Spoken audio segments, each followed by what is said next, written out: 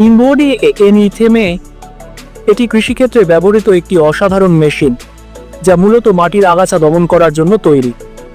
ইনবোডি এনিথেমে কাজ করে তাপ ব্যবহার করে, অর্থাৎ কোনো রাসায়নিক ছাড়া কেবলমাত্র উচ্চ তাপ প্রয়োগ করে ফসলের জমি থেকে ক্ষতিকর আগাছা ধ্বংস করে ফেলে, ফলে জমি আবার নতুন করে উর্বর হয়ে ওঠে। আধুনিক কৃষিতে পরিবেশ বান্ধব সমাধান খুঁজে বের করা খুব জরুরি, আর ইনবোডি এনিথেমে সেই দিকে এক অনন্য উদাহরণ। রাসায়নিক আগাছানাশক ব্যবহারে যেখানে মাটির ক্ষতি হয়, সেখানে এই প্রযুক্তি জমিকে দীর্ঘস্থায়ীভাবে রক্ষা করে।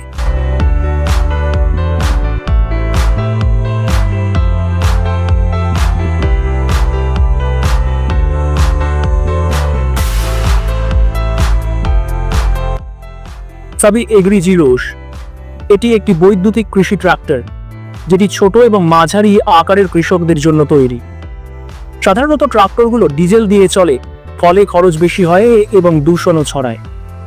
কিন্তু সাবি এগ্রিজিরোস হলো সম্পূর্ণ বৈদ্যুতিক, ফলে এটি পরিবেশ বান্ধব এবং খরচও কম।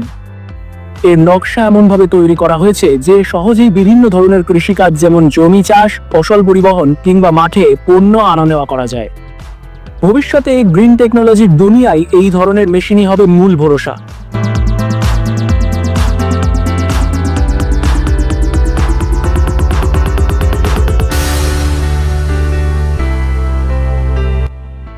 জন ডিরে CP770 কটন পিকার, কটন বা তুলা সংগ্রহ করা সবসময় ছিল সময় সাপেক্ষ এবং কঠিন কাজ।